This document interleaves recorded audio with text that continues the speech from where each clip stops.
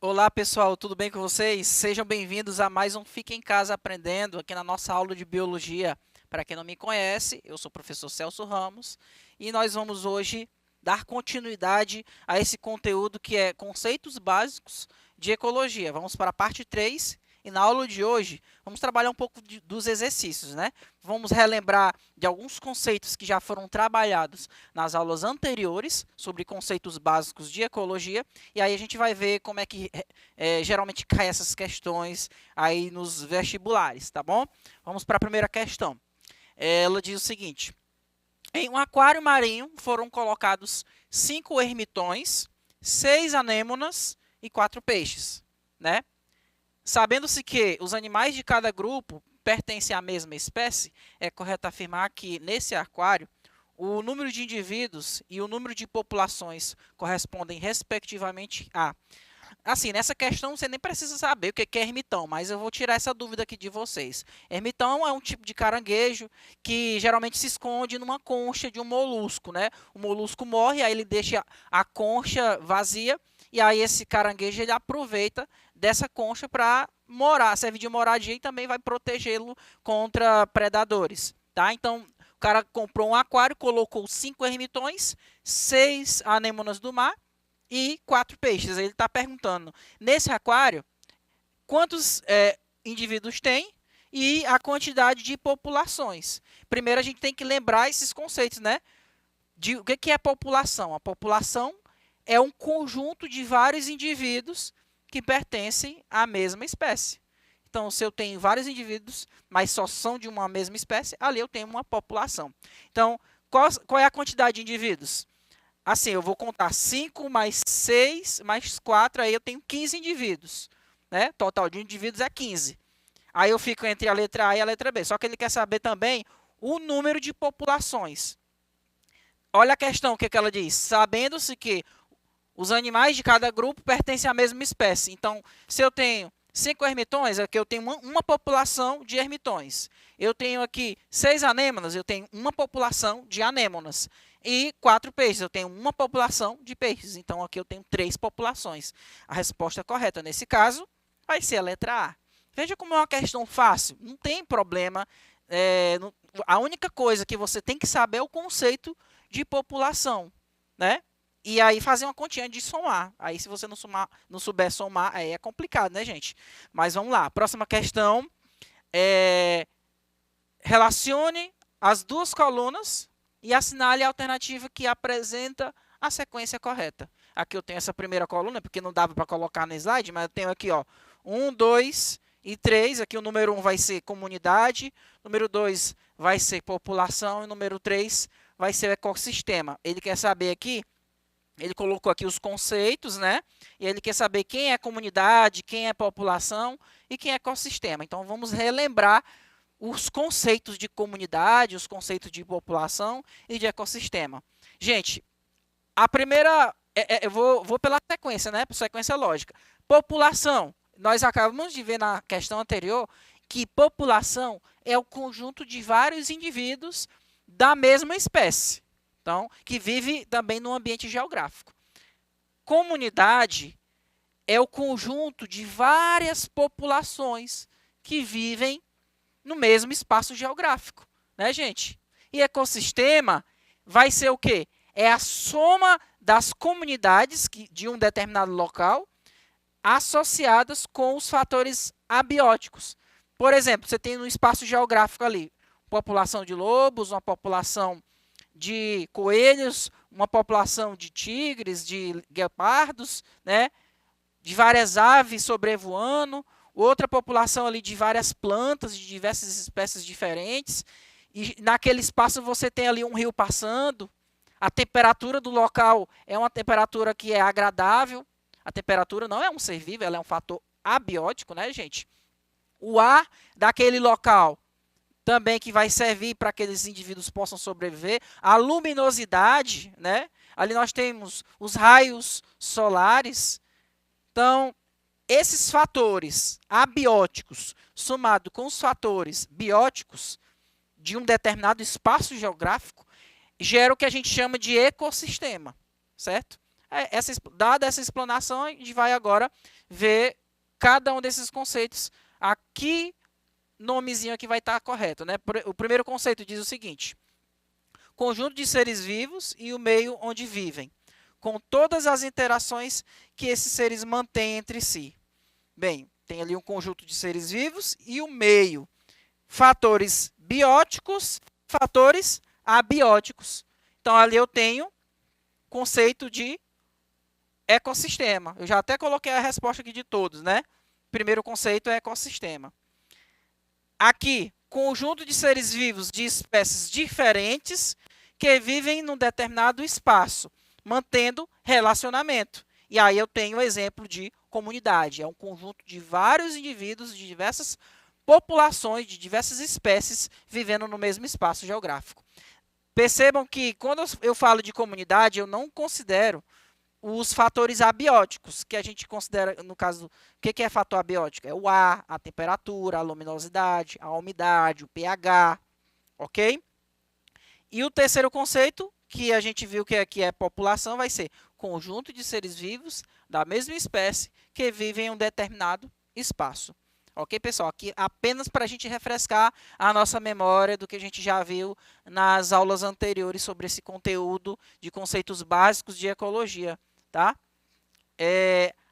Agora, essa próxima questão diz o seguinte, ó: o menor tamanduá do mundo é solitário e tem hábitos noturnos. Passa o dia repousando, geralmente em um emaranhado de cipós, com o corpo curvado de tal maneira que forma uma bola. Quando em atividade, se locomove vagarosamente e emite som semelhante a um assobio. A cada gestação, gera um único filhote. A cria é deixada em uma árvore à noite e é amamentada pela mãe até que tenha a idade para procurar alimento. Essa descrição sobre o tamanduá diz respeito ao quê? Observe, pessoal, que ele acabou de descrever os hábitos do indivíduo, né? As maneiras como ele cria os seus filhotes, como ele se locomove, né? Onde ele mora. Percebam que até sobre o som ele fala desse indivíduo. Então, toda e qualquer descrição sobre os hábitos do indivíduo, sobre a sua forma de reprodução, né, tem a ver com o seu nicho ecológico. Essa questão não é tão difícil. O problema é que muitas vezes as pessoas elas confundem nicho ecológico com habitat. Nós sabemos que habitat é o local, o endereço onde o indivíduo sobrevive, onde ele mora, né? Só que às vezes quando eu falo assim, olha, o nicho ecológico são os hábitos do indivíduo. Aí ele pode pegar essa palavrinha hábito e achar que é habitat. Não, não tem nada a ver. Hábito e habitat. O hábito é o nicho ecológico. O habitat é o local onde o indivíduo vive na natureza. E percebam uma coisa, o habitat ele faz parte do nicho ecológico. O nicho ecológico ele é uma descrição mais abrangente. Ela não vai falar apenas do habitat, do local onde o indivíduo vive, mas ela vai falar de como ele se reproduz, ela vai falar do que ele se alimenta, quais são os seus predadores, se ele tiver, né? Como é que ele cria os seus filhotes, quais são os hábitos desse indivíduo, se ele é noturno, se ele é diurno, né? Então, essa descrição mais abrangente sobre toda a vivência do indivíduo é o nicho ecológico, ok? O nicho ecológico, aliás, o habitat, ele faz parte do nicho ecológico, tá bom? Não confundir nicho ecológico com habitat. Próxima questão. Essa questão, ela caiu no Enem de 2011, tá? Ela colocou aqui uma imagem, diante dessa imagem a gente vai ver como é que a gente vai responder essa questão. Ela diz o seguinte: os personagens da figura estão representando uma situação hipotética de cadeia alimentar. Qual é essa situação hipotética? Você tem aqui o leão, que está de olho aqui nesse ser humano, né? Esse ser humano está caçando aqui o outro animal, que provavelmente seria o próprio leão, né? Que ele está vendo aqui pelas pegadas. Então, é uma cadeia alimentar, certo? O indivíduo aí, de alguma maneira, vai servir de alimento. E perceba que tem aqui o urubu, ou uma ave de rapina, que está de olho nos dois. O primeiro que morrer, ele vai se alimentar dos restos que sobrarem, né? Então, vamos ver aqui o que a questão está pedindo a gente. Suponha que na cena anterior apresentada, né, o homem tenha se alimentado de frutas e grãos que conseguiu coletar. Na hipótese de, nas próximas cenas, o tigre ser bem sucedido, né, na verdade é um tigre, né, deixa eu ver essa figura aqui. Ah, é um tigre dente de sapo. Pareceu até com um leão, mas não é não. Tigre dente de sapo. Então aqui, na hipótese, nas próximas cenas, o tigre ser bem sucedido e posteriormente servir de alimento aos abutres. Tigre e abutres ocuparão respectivamente os níveis tróficos de quê? Então vamos imaginar aqui que nessa hipótese, né, o tigre ele vai ser bem sucedido. Digamos que ele se alimente daquele ser humano, levando em consideração que ele se alimentou de frutas e grãos, né? Ele quer saber o quê? O tigre e os tigres e os abutres, eles respectivamente eles vão ocupar quais níveis tróficos? Bem, se o ser humano se alimentou de fruta, ele vai ser um consumidor primário. Agora, levando em consideração que o homem, nesse caso, ele é um consumidor primário, o tigre, ao se alimentar de um consumidor primário, ele vai ser um consumidor secundário. Ok? O tigre vai ser consumidor secundário. E se o tigre, olha só, se o tigre morrer e servir de alimento para o abutre vai ser o consumidor terciário, porque o terciário é quem se alimenta do consumidor secundário. Ok? É só uma questão mesmo de você se situar e ver quem é a referência. Então, levando como referência que o homem está servindo de alimento, e sabendo que ele se alimentou de frutas e grãos, aí o tigre vai ser o consumidor secundário e o abutre vai ser o consumidor terciário. Ok? Próxima questão aqui da Enem 2012, ela diz o seguinte: a figura representa um dos modelos de um sistema de interações entre seres vivos. Ela apresenta duas propriedades, a propriedade P1 e a propriedade P2, que interagem em um, para afetar uma terceira propriedade, que é a P3. Quando o sistema é alimentado por uma fonte de energia, que é essa bem aqui, essa figura pode simular um sistema de campo em que P1 representa as plantas verdes e P2 um animal herbívoro e P3 um animal onívoro. Ok? Então, na verdade, o que a gente pode perceber nessa figura é que nesse caso, nós estamos diante de uma cadeia alimentar. E nessa cadeia alimentar você tem o Sol, que está emitindo raios luminosos. Esses raios luminosos estão servindo para que o P1, quem é P1? É uma planta, né? Observa que P1 é uma planta. Ela vai fazer fotossíntese. Essa planta vai servir de alimento para um animal herbívoro, porque a energia que estava nela vai passar para ele. E observa que tanto essa planta quanto esse animal herbívoro pode servir de alimento para quem? Para o P3. Né? O P3, segundo o que diz o enunciado da questão, está dizendo que P3 é um indivíduo onívoro. O que seria um indivíduo onívoro? É um indivíduo que consegue ocupar 2 ou mais níveis tróficos. Por quê? Porque ele pode se alimentar tanto de animal quanto de uma planta. Observa que ele pode se alimentar tanto dessa planta aqui, como desse animal. Se ele se alimentar dessa planta, qual seria o nível trófico que ele vai fazer parte? Aí seria um consumidor primário. Mas se ele se alimentar desse animal aqui, que é um consumidor primário, ele passaria a ser um consumidor secundário. Então, tudo tem que também levar em consideração quem é o referencial. Se é o P1 que está servindo de alimento ou se é o P2 que está servindo de alimento. Vamos ver o que a questão está pedindo. A função interativa 1 representa a proporção de...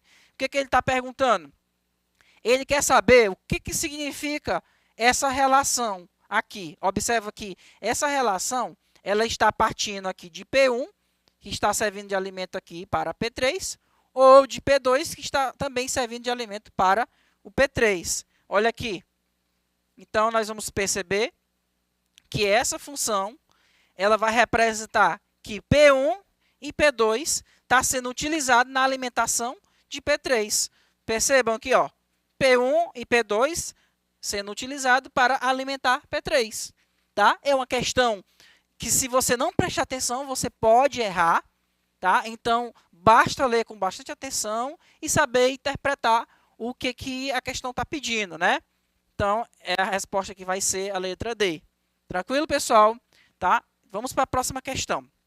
Bem, a próxima questão diz o seguinte: no final da década de 1970, foram descobertas comunidades biológicas vivendo no fundo dos oceanos, em profundidades de 2,5 mil metros, próximo a fendas por onde atravessava o magma quente, que superaquece a água ao redor.